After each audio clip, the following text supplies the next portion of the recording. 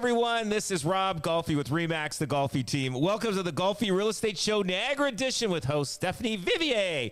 And we also have special guest Brian Hogbin from Mission 35 Mortgages, the mortgage expert. We just found out about a mortgage decrease this week. Yes. We're going to talk about that later after the stats. But Stephanie, what's happening? You usually ask me that question. Well, I'll tell you, Rob, I'm excited. It's September. Doesn't it feel like the new year? Doesn't it feel like we've really turned the page? We're getting into something big here. Absolutely. It does feel like a new year. We went through the summer. We had a nice price drop. It's a positive thing. Yeah. The first two quarters that they did drop were okay, but first I want to talk about the stats. I want to talk about the market because that's what everybody wants to know, what's going on in the market. And I'm getting a lot of calls and saying, hey, should we put our house on the market now? Should we put our house on the market in the new year or whatever? But this is kind of a normal thing too. It's back to school, right? Yeah. Back to school now. The kids are back in school at the end of August, so now it's time for people to look at the housing market again. Oh, absolutely. So now, okay, as a consumer looking at the housing market, if I wanted to put my house up for sale, you got to do it right now because November, December, that's when it tapers off. There's not as many buyers and there's not as many houses for sale. Now, if you are a buyer and investor, I'll tell you something, November, December, and January is the month to do it. So if you're an investor, that's the way to go. Now, if you're looking at selling a house and you're going to a retirement home and you're just fed up with your house and fed up with everything, get it on the market now because there's probably about a two and a half month window right now that you have to sell for the fall market. And if you want to do that, otherwise the next busy market's going to be depending on the area, like Toronto, it starts in February and goes to Hamilton. It's probably, February, March. And then Niagara, it goes from, March to April. And it's just funny how that wave comes down from the GTA. Right. And because when I look at the stats, you can see when the spike is in different areas. And that's the great thing because we work all different markets because we have over 80 agents working on our team and they all live in different parts of Southern Ontario. And so I track all the numbers in all different areas. But for instance, things, the month of August was not too bad, but not that great. Okay, and the summer months were. It was a tough year. I'll tell you something. A lot of realtors are bringing their lunches to work now instead of going out for lunch. They're all honing their culinary skills. They are not going out for lunches like they used to. Let's just say it's that. It's a working lunch now. It's a working lunch. Yeah. That's what we like to call it. They get together in the boardroom and they're opening up their bags and you can see, the Italians have their bags with all the oil along the bag, You got all the different peanut butter sandwiches and that's a really tough summer then if we're pulling out the PB&J then, right? Yeah. So. Well, we have a no peanut situation here. We just like the schools do. No, I'm just kidding. I wouldn't be surprised. So anyway, in Hamilton and surrounding areas, the benchmark price for the month of August was $730,000. Okay, now it's down 3% from last year. Now new listings in the Hamilton surrounding areas 957, and months of inventory. Now this is where it's crazy. Yeah. Months of inventory is going up. Like really, we got 4.5 months of inventory. So if we stopped putting houses up for sale today, I just want everybody, and I'm just defining this. If we stop putting houses up for sale today, we have 4.5 months of inventory based on what's been selling and all that kind of stuff. So usually it's about 2.5 months, 2 months, and during 2021 it was like less than a month. Now in average days on market's 35. Now I'm going to go from the Burlington all the way down. Now in Burlington. Benchmark price was $990,000. It's down 3% from last year in August. New listings, they had 302 new listings, down 5%. I'm surprised the listings are down in August. I guess it's towards the end of the summer. Months of inventory, 3.5 months of inventory, and 29 days on the market. Brantford and Brant County combined, $620,000 average benchmark price. And it's down 4% from last year. So our numbers our numbers are down year over year based on benchmark price. Now, benchmark price, basically what it is it gets rid of some of the high-end homes and some of the low-end homes, and it just gives you a good average, medium price of what houses are at. Now, if you go average price, it could construe the numbers by a couple of big high-end homes that sold in the area, and it just doesn't give you the right number. But the benchmark price that we're giving you is the true number of what homes are selling in that in that area. So in Brantford, 620,000, down 4%. New listings, 325. So they basically are balanced. They did about the same number last year in August. Months of inventory, 4.1 months of inventory. Now, days on market, 29. Now, here is the crazy one, Niagara. I can't believe it. I can't believe it. So Niagara was like the hottest market for the longest time, but now it's just kind of sitting. And you know why? And I'm going to tell you, this is my opinion, is that it went up so much in price, and it's adjusting itself as we're talking. So benchmark price, 620,000. That's not bad. No, no, and especially only down 1%. But you got to understand, this is all in Niagara combined. So you got Grimsby in there, which has got some high end homes. You got Fawn Hill, that's got some high end homes in there, and like you got. But the down 1%, like only down 1%. They're down, kind of nominal. Yeah, right? which is fine. Now, new listings, 1,264, down 4% for the month of August. Months of inventory, almost 6 months of inventory. Wow. And then 40 average days on market, 42. So right now, there is opportunity in Niagara if you're a buyer. And now, if you want to find out what they are, who they are, what it is, give us a call. I'm telling you, there is opportunity in Niagara, and I'm looking at myself. I'm looking at a couple of different areas. Welland is one. Surprisingly, I'm not saying I'm not a big fan of Welland, but for investment for commercial, I am looking for commercial on Niagara Street in Welland, just because I'm working on my portfolio. So. Things in Niagara, there's opportunity there right now, and it is a funny market the way it's going. That is in Niagara 100% what you would say a buyer's market. It is. You're a buyer out there. You have the opportunity to look and sort of see, take your time, and find what you want to find out there. Do not sit and wait when the market picks up. This is where the people make the mistake. Right. Is when they're sitting there, they're watching, and all of a sudden everybody decides to jump in, and that's when they jump in. They say, okay, if everybody else is doing it, I'm doing it. Well, guess what? That's when you're going to pay high price for the house. Right. So, it's like that old adage of waiting for the rates to come down before you end up purchasing, right? I think in this type of market, if you're a buyer in Niagara, my goodness, you got a lot of opportunity there to look at. Oh, absolutely. Well, given that, Rob, that this is a buyer's market, and you also mentioned that if you need to sell, because for whatever reason, people are still going to need to sell, make that move, that this is the time to do it, to not wait. What's the advice on the other side? If you are selling, how do we take advantage of this market? You price it right, and you will do better than the neighbor does. Like, everybody's always trying to get that higher price. I get it. I was there. I was a person that was selling my house before I became a realtor, and I was like, and I said, you know what, I know I want top dollar, but the thing is, I'll tell you, if your house is underpriced, you will not undersell it. You will get into multiple offers.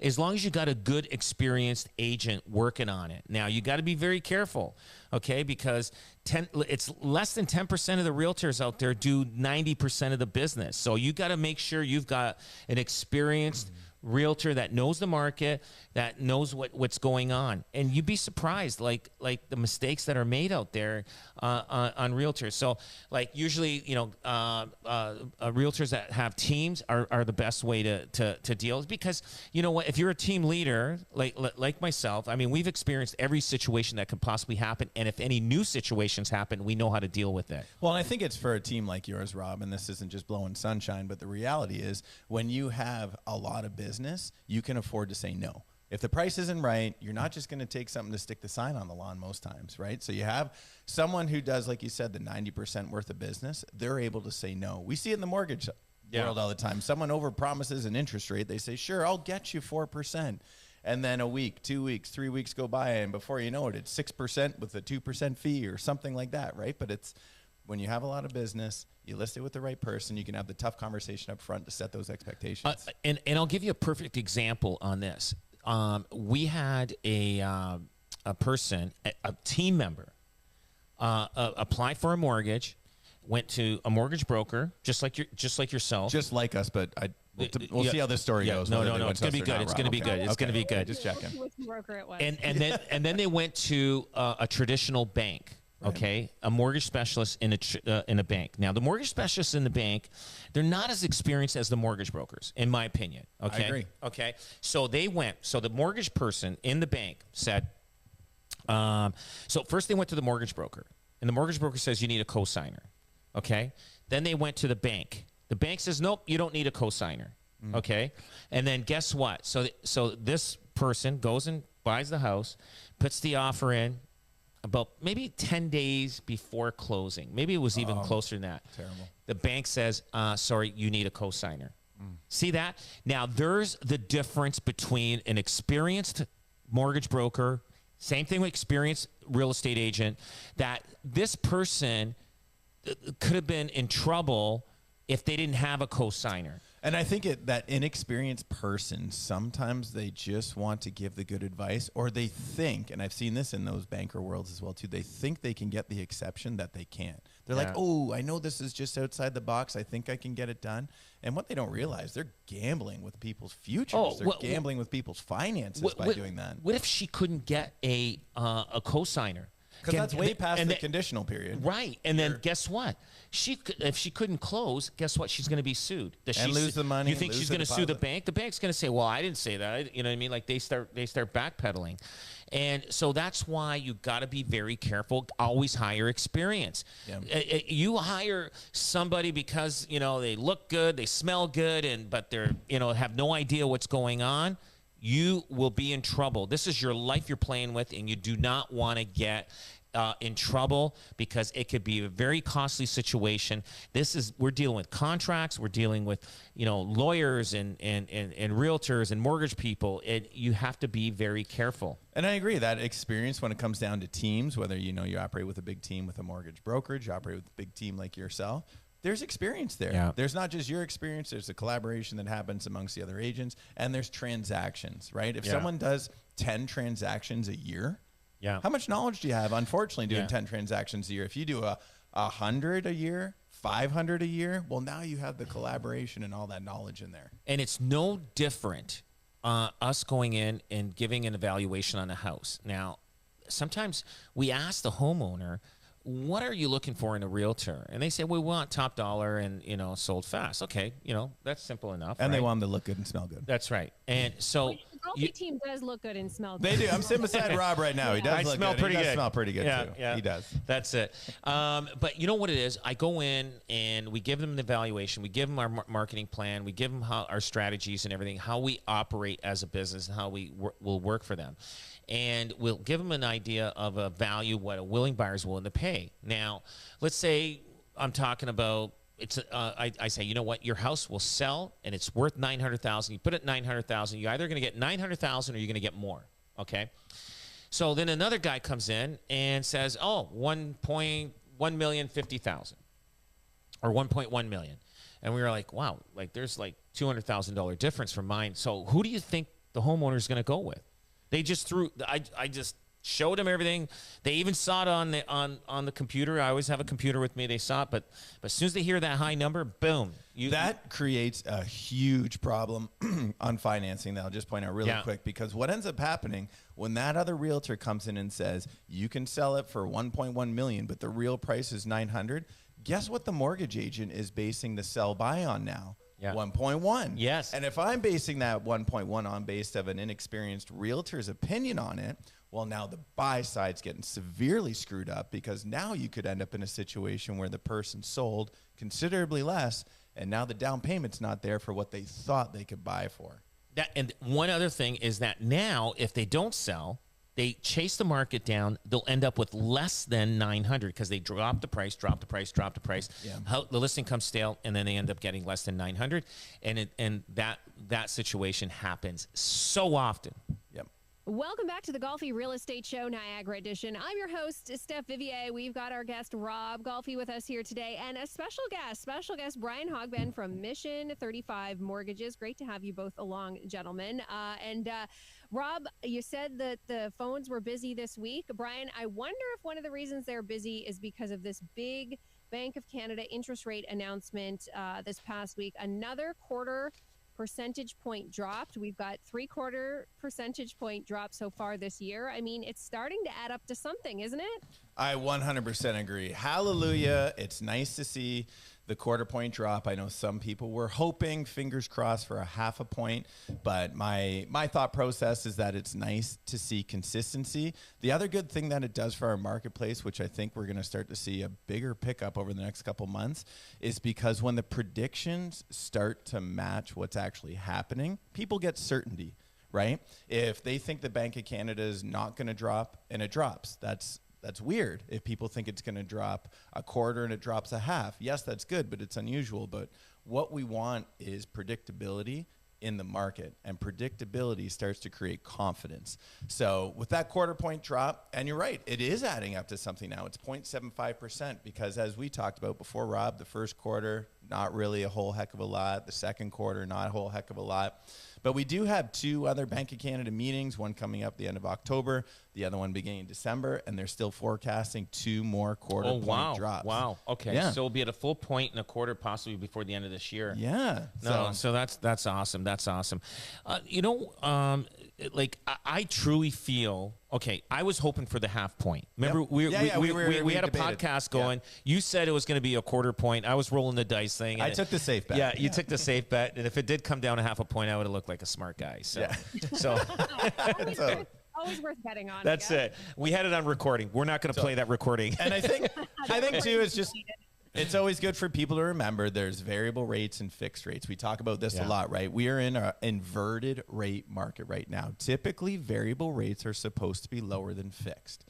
Where we're at right now is that the variable rate, even though it's dropped, is still higher than a fixed rate. You should be compensated over time by taking risk. Risk is in a variable. So you know what? Make sure when people are looking to see what interest rate they're going to take, a fixed rate is still very low right now. Like, you can get fixed rates under 5%, between 4.5%, 5%, depending on the type of mortgage term that you're taking. So if I came in today, I went in a CMHC mortgage, right? This is a CMHC mortgage. This is less than 20% down. Correct. Can I get 4.5% on a 5-year term? You can get under 4.5 for a 5-year term. There's rates that are, no kidding. I believe I just saw one at 4.29 or 4.39%. Wow. Okay. Here's another question. So let's say I have 20%. Is it cheaper in the long run because CMHC fees are not cheap? They are not. Correct. So is it better to go in at 15% with a CMHC fee at 4.29%, or go in at 20% down, no CMHC insurance? And you get about a 4.99, maybe 4.89. So it could be about 0.75% added to your mortgage interest. Would that? It's still cheaper to go with the Will the numbers make up? I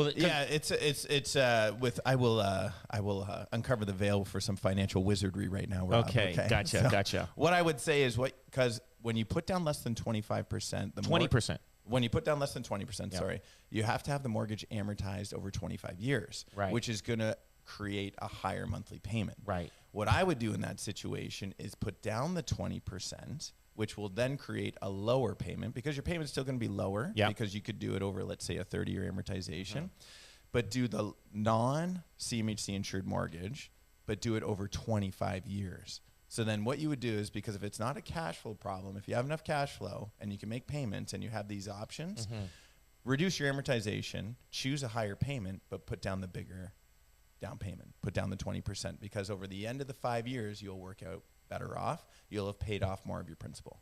Gotcha. Your balance will be less than what it would be the alternative. Right. So, okay. Great question. Yeah. Well, you know what? You want to work out the numbers, right? In the long run, like the monthly, like after 5 years, say, was it cheaper for me because the interest rate is 0.75% less? Well, and the other thing that we tell people to do, which is just because no one can plan for these, family events, emergency events, there's death, divorce, job loss, all these things that end up happening. So when you end up taking a 30-year mortgage, so in that situation, we advise people take a 30-year mortgage, get the lower payment. However, most of the banks and financial institutions have excellent prepayment options. You can make prepayments. The banks will happily take your money all the time, but most people don't. Right? So what we end up saying is, listen, let's say the monthly payment was, say, $3,000 a month over a 30-year amortization, okay? But if you were to do a 25-year amortization, it's $3,500 a month. I would say take the 30-year mortgage, but make an additional payment of $500 a month, because if something happens in your life and you need to pay less, you don't have a higher monthly obligation. If you take the 25-year mortgage, the bank won't accept less every single month. Right. Put the mortgage over longer, make extra payments. You'll have the exact same desired effect as to paying your mortgage down, except you won't have the monthly obligation that's higher in case the hits the fan. Question to ask you: if you are, let's say you own a property already, and you want to buy an investment property, and can you, usually if it's an investment property, in most cases, you have to put 20% down because you own one already. So can you get a 30-year mortgage on a 20% down investment property? Investment property. Absolutely. You can. Absolutely. So, and as an investor, that's the way to go. I always say, especially if you're dabbling in the investment market with uncertain rates, just unpredictability in life, I always advise people, this is in a mortgage book that not very many people read. Okay, just throwing it out there, but it's out there. Okay, I don't know who reads mortgage books. I don't know either. But I'll keep writing them just in case. Okay. Yeah. Here's the Coles notes. Head on over to Amazon right now. Get Ryan's book everywhere. Well, listen, I'll save you the time. I'll just give it to you right now. The advice boils down to just put it over 30 years. And pay extra money every month, right? Yeah. Because if you put your investment property, your house over 30 years, here's the reality. I could put your house, I could set up your mortgage, Rob, put you on a 30-year amortization. There's a major bank out there that allows 20% prepayment privileges every single year. Yeah. You could have the mortgage paid off with no penalty in 5 years. You could put it over 30, but if you maximized every single one of your prepayments, you'd be done in 5 years, no penalty. So I way rather choose that. Heaven forbid there's unforeseen circumstances in life. You've got the option to pay the lower monthly payment, but you can always pay more. Yeah. Investment property, primary residence, whatever it is, take the safe bet, but then pay more. There you go. You have to be eating a lot of those lunches at your desk to have that extra cash there. But it's good advice. It's good advice, Brian. All right. Since we're talking about investment, Rob, let's talk about real estate investors. People want to get in. You said, it's a buyer's market. So maybe people who've got a little bit of cash have been sitting and waiting to get into the investments. And there's a lot of mistakes that first-time buyers and investors make. Take us through some of those. So sometimes they don't know. They make a mistake, first-time buyers. They may overpay. Now I'll tell you one thing. If you are planning on holding the property and keeping it, even if you overpay by $5,000-$10,000, you're fine. I've overpaid on properties of $100,000. I really wanted it. Okay. Now you know what I mean? Like Burlington, I overpaid. The appraisal came in lower than what I paid for it. And those guys, and there's two things that happened. They said, Rob Golfi really wants this. So they're not budging on the price. So that's why I try not to divulge my name too much when I'm buying stuff. It's Gob Rolfi. Yeah, no kidding. So I will, the appraisal came in a lot lower than what it is, but I still wanted they knew that. And plus my name was on there, and they said, this guy wants the property. He wants to put his office there. So, but don't do it that much. But I'm a person that buys and holds. And like you won't, like I will not sell it in my lifetime. My kids will probably end up selling the properties. They go, thank God he's gone. We could cash in and Here, sign this, Dad. I know you're sick. Sign this right here. This is your last sale agreement. Here, sign this power of attorney so we can get rolling on this money train here.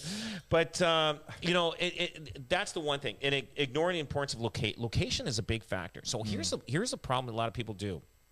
They may have grown up in a certain area that maybe not a great location. They may drive by a certain area. They think it's the greatest location, maybe on their way to work every day, and they just feel that that's a comfortable area. Location is a big factor when you're buying, and it's also a big factor when you're selling. I've bought properties. You know what? There's one property that really in my lifetime that I bought, and I didn't do as well on the resale of it. And I had it for 5 years, and I couldn't believe it. I just like, and the timing was, it's just when I bought it and when I sold it, it's just, I just could, like, it just didn't go up. It was a corner lot. It was on a busy street. And I'm just like, I was like, it was one of my only investments. Like I broke even on it. I didn't make money. It was one of the very few properties in my lifetime. And I bought a lot of properties. I'm telling you, I have not lost money on properties. I find the ones on the investment side of it too, is that the less desirable location may have a little bit better cash flow. Yes. On the investment side, but to your point, you're not getting it on the sale. Yeah, maybe you're all not. the time, You're not getting it on the sale. And then you're also, I remember too, because I had a couple rental properties that were in less desirable neighborhoods, and I really earned the cash flow. I guess you could say too. Yeah. There's more phone calls, more work, more this, more that, right? But and it didn't appreciate as much as the investment properties that maybe, you know, I got a better quality tenant, I got less phone calls, less hassle, less headaches. However, less cash flow. Yeah. Right. But it appreciated more. So that's something I think when it comes down to location to consider. You know, and a lot of people skip inspections. Now, you know what? I've been through enough properties. I kind of know. I've skipped a few home inspections, me too. but I've usually gutted some of these properties, so it's not a factor as much. But you got to be careful with foundation issues. Now, sometimes home inspectors miss the foundation. Like, you know, you got a finished basement. You don't know what's buried underground, right? So, but home inspections are very important. I had this one client. They bought a house. And I put the home inspection clause in there, but they didn't want to spend the $300-400 for a home inspection. They wanted to save that money. Oh, and guess what? Yeah. Tons of plumbing issues. Tons of plumbing issues after they moved in. And I just couldn't understand why. I said, are you sure you want to, like you should get a home inspection done? We either could have renegotiated, or we could have said, listen, this house needs a lot of plumbing work. So it ended up costing them a lot of money to fix the plumbing on this house, and that could have been either they could have bought something else or renegotiated or had the sellers fix it. So home inspection is very important, very important. And tying it back, especially in Niagara, being in a buyer's market right now, you can put in a home inspection clause, no problem, if you're buying a house, right? Yeah, like with it's the days easy, on market. Right? Oh, yeah. You put in, because I still see people saying, and other realtors saying, you got to go in cash, right? But I don't know if that's necessarily the case now today. Maybe in unique situations. Yeah, well, but in 2021 and part of 2022, people went in cash. Right. You know how many people ended up with houses with vermiculite insulation, foundation issues, water issues in the basement, haunted homes. Yeah, haunted homes, and I know it is crazy. All of the problems people ended up with that bought in 2021 because you were in competition. On every house was in competition. So it's funny.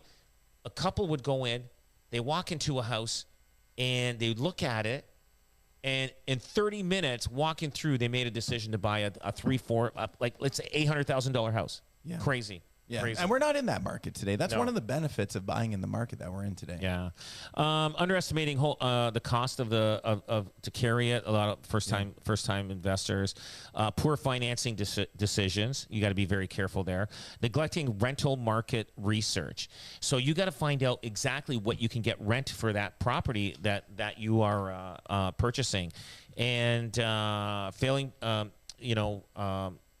Emotional decisions. People make emotional decisions, right? You know how like I said, they drive by all the time and they say, "Hey, I grew up in this neighborhood." It may not be the greatest neighborhood. Everybody grew up in a tough area, and all of a sudden now they live in a better area. But because they're so familiar with that area, that's why they're. Well, and I think the emotional decision is great for your primary residence, but not for an investment property. You got to remove the emotion from the investment side. A couple other things: lack of exit strategy and trying to time the market. Listen, right now, timing the market, buy now. This is it. And I'm not just saying that because I'm a realtor. I'm saying it because I know the market, how it is. I would say that in every market personally. So I'll tell you that right now. As long as you're holding on to it for a long period of time. Stop it. I'm not going to invite you anymore here. Okay. We've got Rob Golfi and Brian Hogban. Brian is from Mission 35 Mortgages, and Rob Golfi, of course, with the Remax Golfi team, joining us here on the Golfi Real Estate Show Niagara Edition. I'm Steph Vivier. I'm back with more of these two guys coming up next here on News Talk 610 CKTV. Welcome back. This is the Golfi Real Estate Show Niagara Edition. I'm your host, Steph Vivier. Rob Golfi is here. We've got special guest Brian Hogban with Mission 35 Mortgages with us today.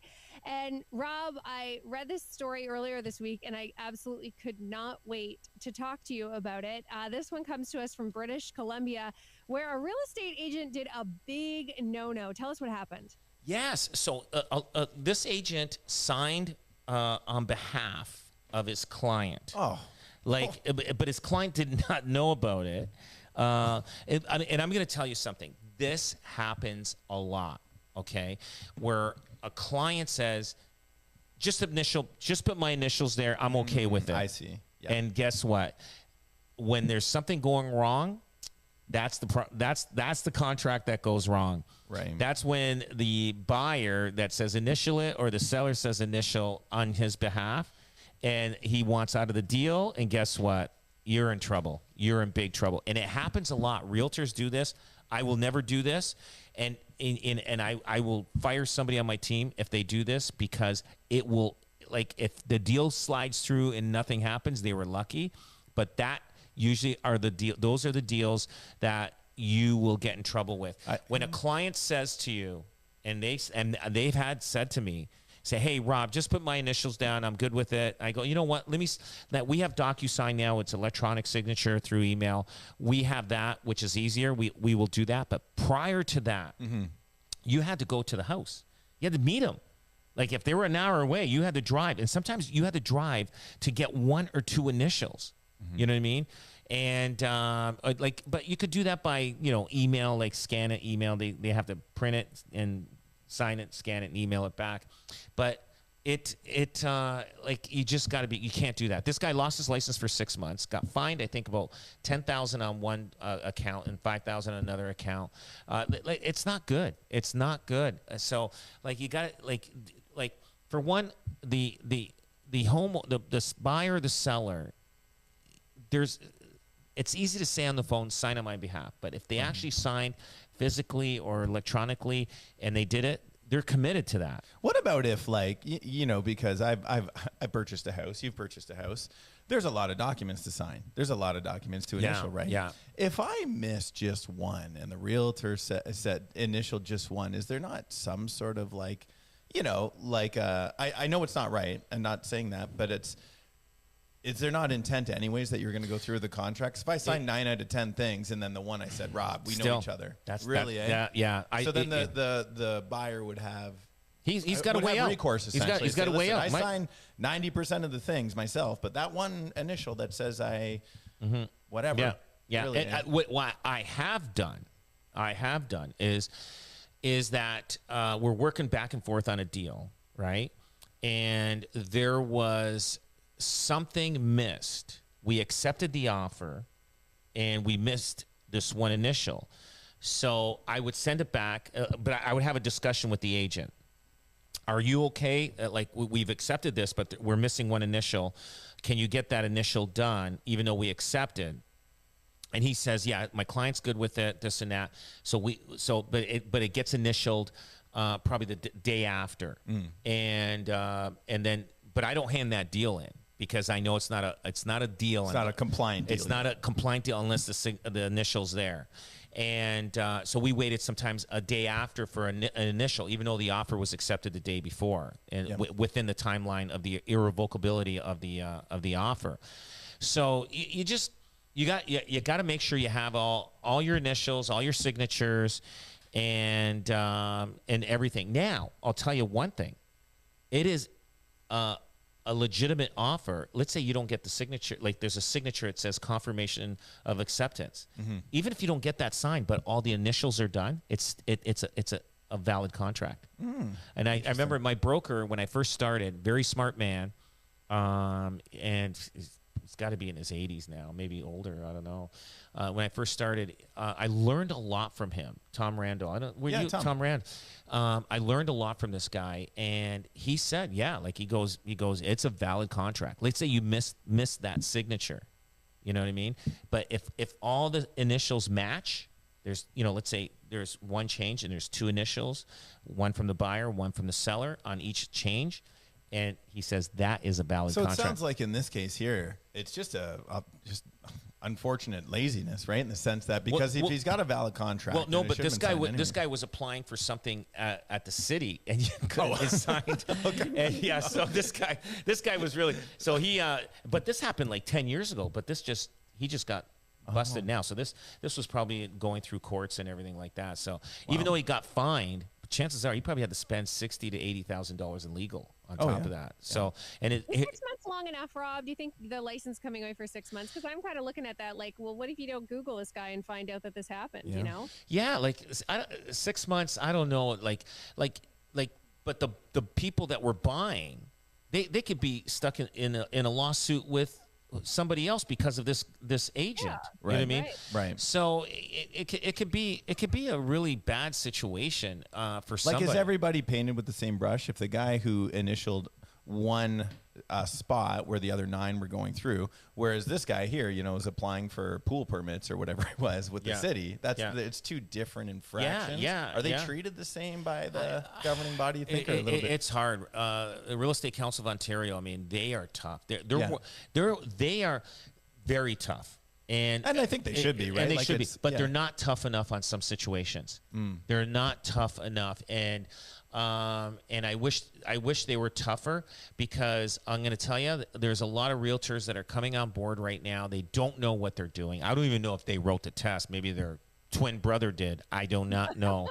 So or they just did the click, click, click kind of thing through but the thing is, it is, there's so much problems out there, and you know what it is. You know how you go for your driver's test, and you're supposed to read the book, and then you go for your driver's test, and then in the book it says, the left lane on the highway is for passing lane, but then you got the slow guy driving in the passing lane. Sorry, it just reminded me. I just recently got my boating license. Okay, and it's an open book test. Yes. So it's like, I don't know what I'm. Computer. I'm not even driving a boat. Like, how am I eligible to drive a boat now? I just did this on the computer. Yeah, I'm not eligible, but I got my boat license, and I don't know what I'm doing. But they gave me the keys, and I've got a card. There you go. That goes along with it. There you go. But do you understand what I'm saying? Is that, like, they get the book, they read it, and they're not following protocol. Yeah. And it's frustrating. And I mean, I've had realtors, I remember they do maybe one deal a year, if that. And he's asking me, where do I sign? Another terrifying. Realtor's asking me. I says, this is, you know what I mean? Like, this is what people are doing. They're hiring people to represent them that have no clue of what they're doing. Well, it's the biggest investment decision of your life for most people, right? Yeah. And I think that it goes down to the adage too, that why, you don't necessarily hire your mom, dad, sister, brother, cousin who happens to be a licensed realtor.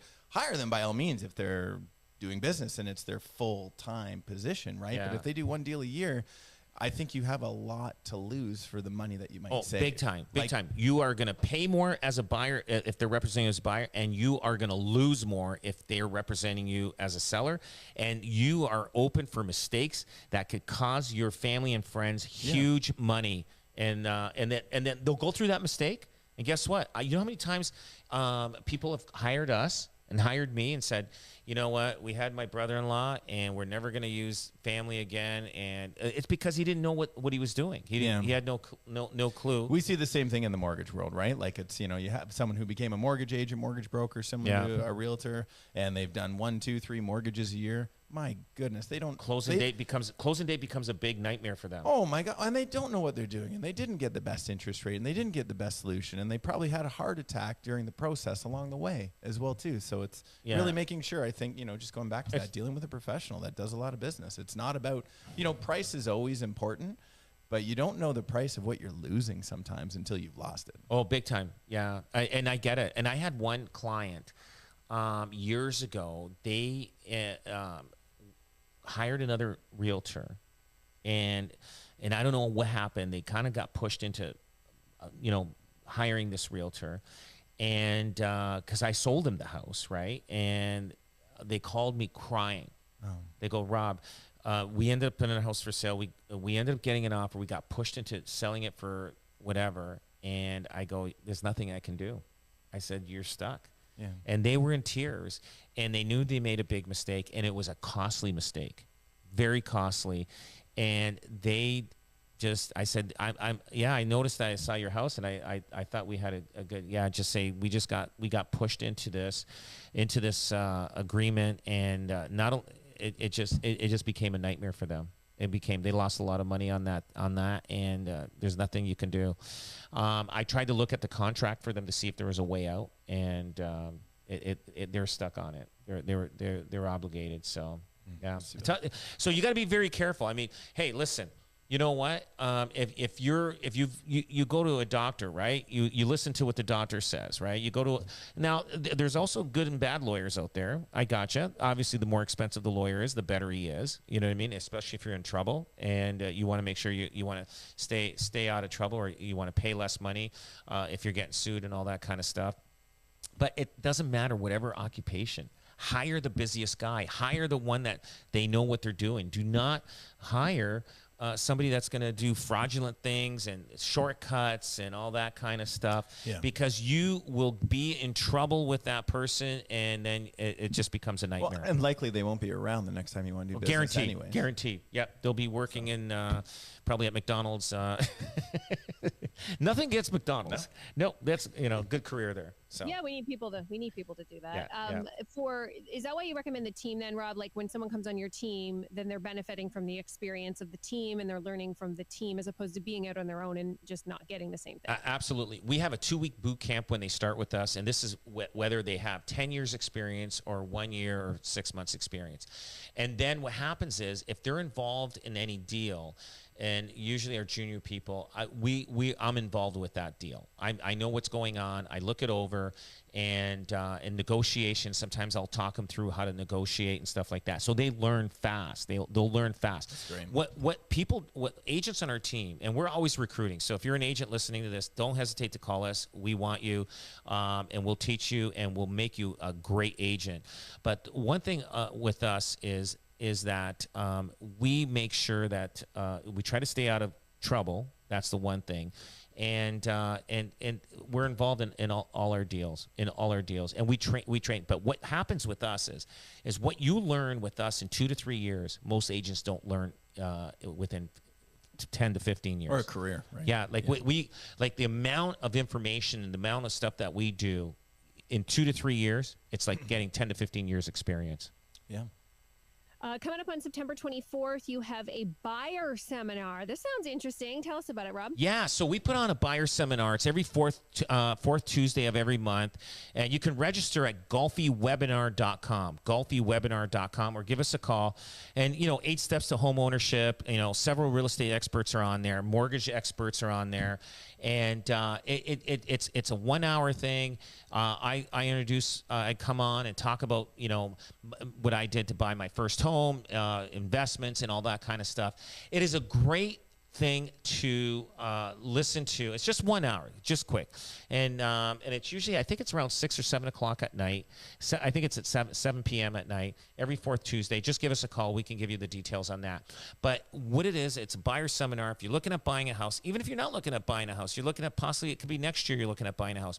Listen in on this. It's a webinar, and you can just go on in and listen on your phone or on your computer. It's a Zoom call. It's fantastic. Great information. It's worth logging in and checking it out. And Brian, are you on there as well? I see there's a mortgage expert. Yes, absolutely. Yes, absolutely. Yes. Because it really goes hand in hand, obviously, right? The agent and the mortgage, you can't be finishing a deal without having that mortgage in place. So it's so important. There's not too many cash buyers out there today. So yeah, I think it's very, very, very important to get that covered first and make sure you set up, like Rob says, you're just setting up good expectations for people to win and doing a little bit of work ahead of time, spending an hour, getting educated. It's one of the best hours you can spend because, again, The home is Canada's #1 investment. Yeah. It's the #1 investment majority Canadians are ever going to have. It's going to appreciate like mad. You might as well take some time and get some knowledge on it. Easiest way to create wealth. Yeah. Yeah, absolutely.